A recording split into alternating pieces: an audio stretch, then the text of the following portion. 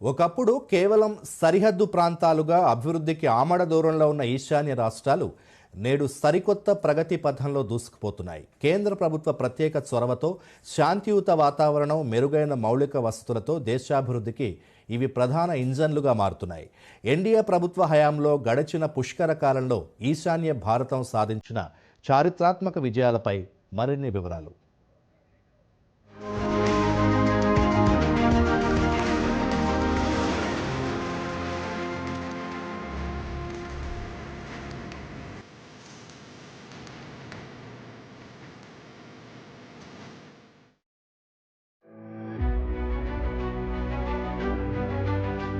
ఈశాన్య భారతం సరికొత్త శాంతి వసంతాన్ని ఆస్వాదిస్తోంది.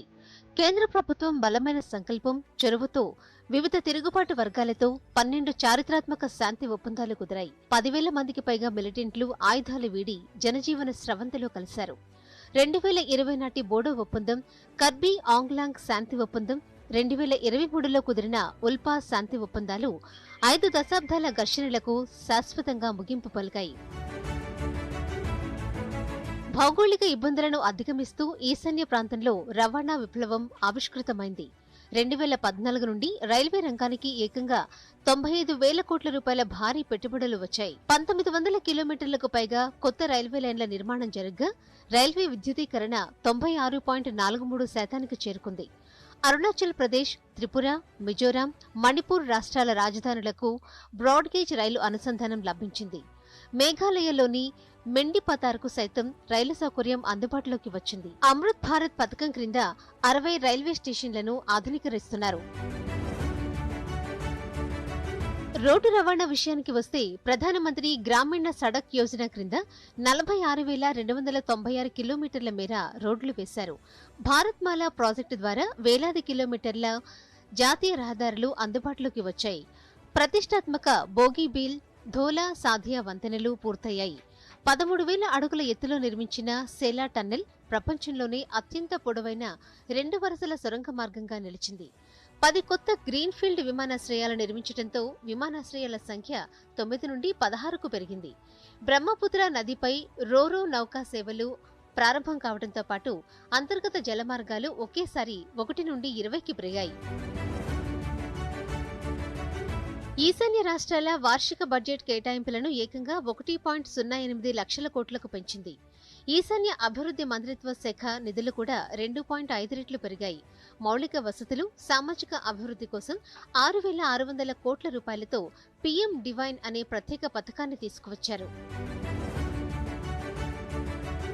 వ్యవసాయ రంగంలో ఈశాన్య భారతం ప్రపంచ సేంద్రియ హబ్గా మారుతోంది. 5 లక్షల హెక్టార్ల భూమిని సేంద్రియ సాగు క్రిందికి తీసుకువచ్చారు. సిక్కిం రాష్ట్రం ప్రపంచంలోనే మొట్టమొదటి 100% సేంద్రియ రాష్ట్రంగా రికార్డు సృష్టించింది. అరుణాచల్ ఆరెంజ్, కర్బీ ఆంగ్లాంగ్ అల్లం లాంటి 13 అరుదైన ఉత్పత్తులకు జీఐ ట్యాగ్ లభించింది. వనధన్ యోజన క్రింద 3.3 లక్షల మంది అటవీ ఉత్పత్తుల సేకరణ చేస్తున్న వారికి లబ్ధి చేకూరింది. విద్య, వైద్య రంగాల్లోనూ అద్భుత మార్పులు వచ్చాయి. ఈ ప్రాంతంలో 79 విశ్వవిద్యాలయాలు, 1000కి పైగా కళాశాలలు కొలువుదీరాయి. దేశంలోనే మొట్టమొదటి జాతీయ క్రీడా విశ్వవిద్యాలయాన్ని మణిపూర్లో స్థాపించారు. గౌహతిలో ప్రతిష్టాత్మక ఎయిమ్స్ ఆసుపత్రి ప్రారంభమైంది. సామాజిక సంక్షేమంలో భాగంగా ప్రధానమంత్రి ఆవాస్ యోజన క్రింద 31 లక్షలకు పైగా పక్కా ఇళ్లు నిర్మించారు. జలజీవన్ మిషన్ ద్వారా అరుణాచల్ ప్రదేశ్, మిజోరాం రాష్ట్రాల్లో ప్రతి ఇంటికి 100% కుళాయి నీటి సరఫరా అందుతోంది. 62 లక్షల ఉజ్వల గ్యాస్ కనెక్షన్లు, 3 కోట్ల జన్ధన్ ఖాతాలతో పేదలకు ఆర్థిక భద్రత లభించింది. ఈశాన్య రాష్ట్రాల పర్యాటకుల సంఖ్య 66 లక్షల నుంచి ఏకంగా 1,27 లక్షలకు పైగా పెరిగింది. అస్సాంలోని అహోం రాజవంశీయుల పురాతన సమాధుల క్షేత్రం చెరాయిదై మెయిదామ్స్ యునెస్కో ప్రపంచ వారసత్వ ప్రదేశాల జాబితాలో చోటు దక్కించుకుంది.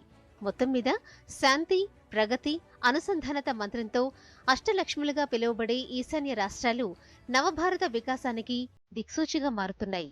Bureau report, Doordarshan news.